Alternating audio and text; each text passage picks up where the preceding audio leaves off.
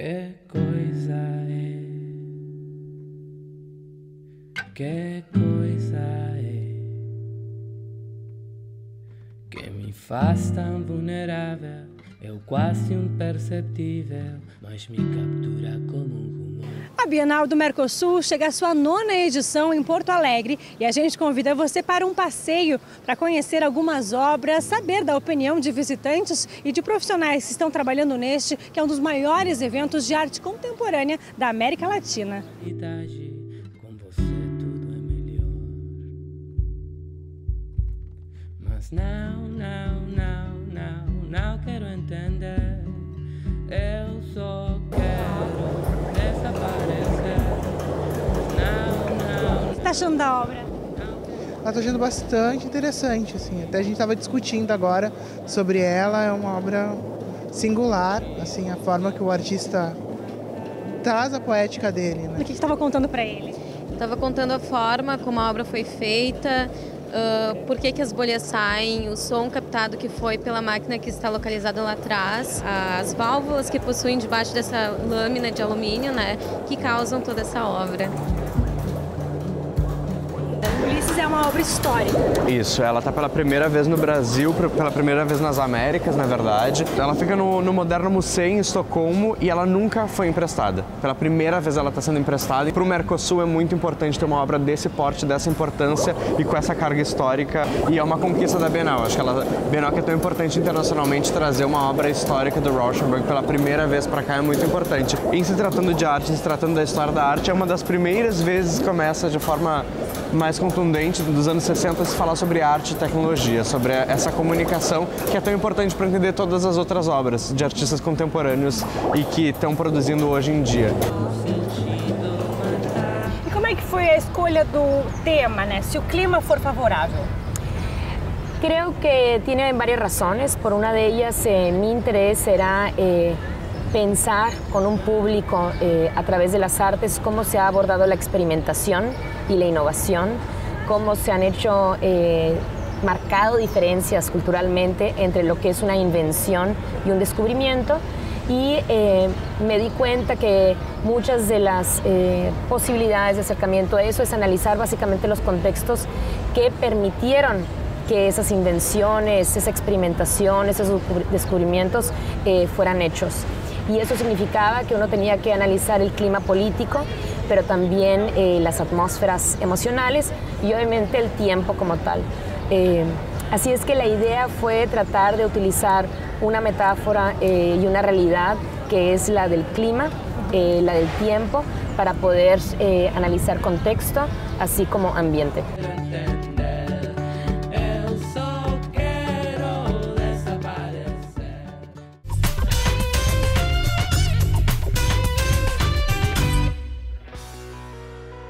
A 9ª Bienal do Mercosul em Porto Alegre está acontecendo em vários locais, né? A gente está aqui no Memorial do Rio Grande do Sul, tem também o Marques, o Santander Cultural, a usina do gasômetro, até na Praça da Alfândega acontecem algumas intervenções. Sim. Então é legal que a pessoa pegue esse mapa, né?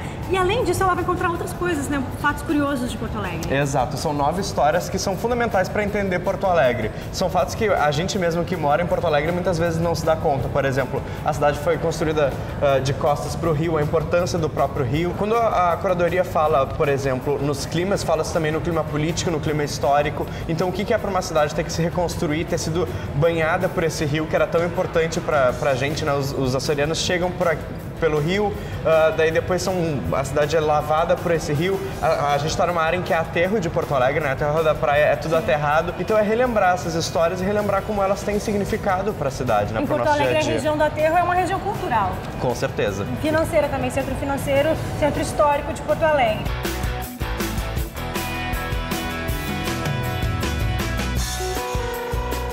Como é que se dão as escolhas das obras, os artistas que vão fazer parte da Bienal e quantos são?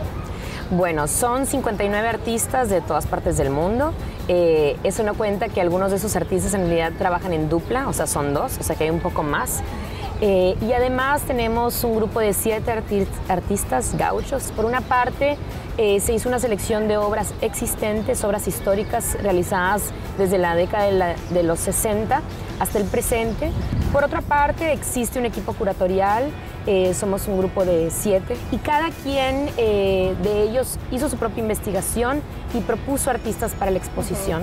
Los criterios de selección, o sea, la razón por las cuales están aquí este grupo de 59 artistas mostrando en la exposición de la Nona Bienal de Mercosur Porto Alegre, es porque a mi parecer son los artistas que están experimentando de una forma más sensible, yo diría hasta más política, en las artes contemporáneas, en las artes plásticas. E aqui na capa desse mapa, a gente vê o alfabeto que foi criado, o alfabeto que se chama Porto Alegre, foi criado especialmente para a Bienal. Tem aqui também um painel com ele. Conta um pouquinho dessa história. Então, esses símbolos eles foram criados basicamente através de signos da própria identidade naval, da identidade do clima de Porto Alegre. A gente encontra, se parar para olhar, tu consegue ver, sei lá, um timão de um navio. É como a própria obra de arte, cada um tem a sua interpretação. Sofia, e um dos legados da Nona Bienal serão as tipologias que vão ficar, né? As pessoas vão poder baixar. Así es que en vez de invitar a un diseñador a que hiciera un logotipo de la Bienal, lo que invitamos fue que hicieran una invención, que crearan una tipografía, una tipología. Y la condición fue que, por una parte, abordara los temas de la exposición y que, por otra, que se llamara Porto Alegre, así como se llama Arial, Helvética, Times New Roman, y que después de ese patente y después de que termine la Bienal, va a ser una tipología que va a estar posible descargarse del internet gratuitamente también para el uso y el disfrute de quien sea que la quiera utilizar.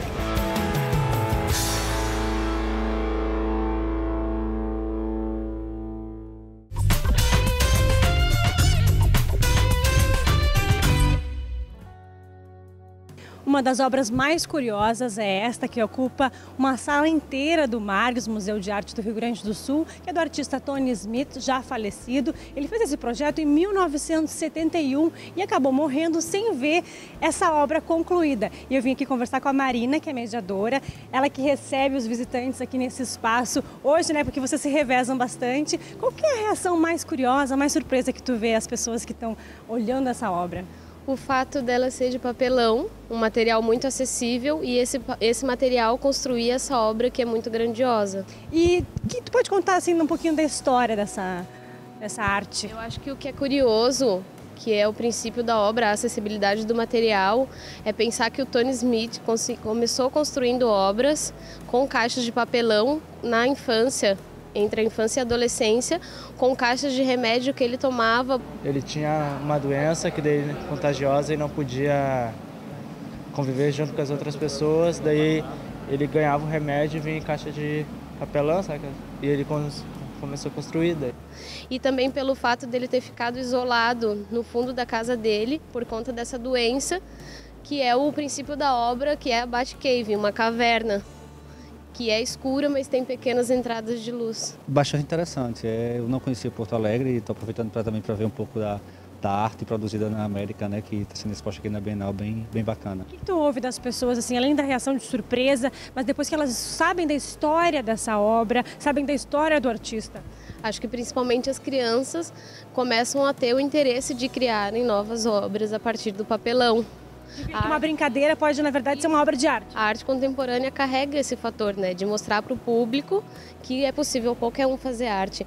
Claro que essa obra é um sistema complexo, foi desenvolvida por um arquiteto, mas é, de novo, a história da acessibilidade. Vocês conseguem ver as obras e essa oportunidade está aqui mais além, assim, para o futuro de vocês? Daqui a pouco pensar no que vocês vão querer fazer da vida, escolher uma profissão?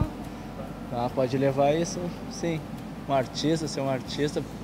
Já pelaquela obra ali, eu já pensei meio que, entendeu? Montar, como que deve ser montar uma coisa assim, que chama muita atenção, as pessoas vendo assim a minha obra. Já. Ia ficar muito feliz. Olha, as instalações elas são bem diversificadas, eu acho que mostram um pouco da cultura produzida pelos artistas de toda a América Latina, né? E tem uma diversidade bem interessante. Eu acho que eles estão usando demais, assim, e para gostar você tem que também ter um olhar um pouco aberto, né, para a arte, porque talvez algumas pessoas possam até não entender muito, né, a mensagem, mas é bem bacana.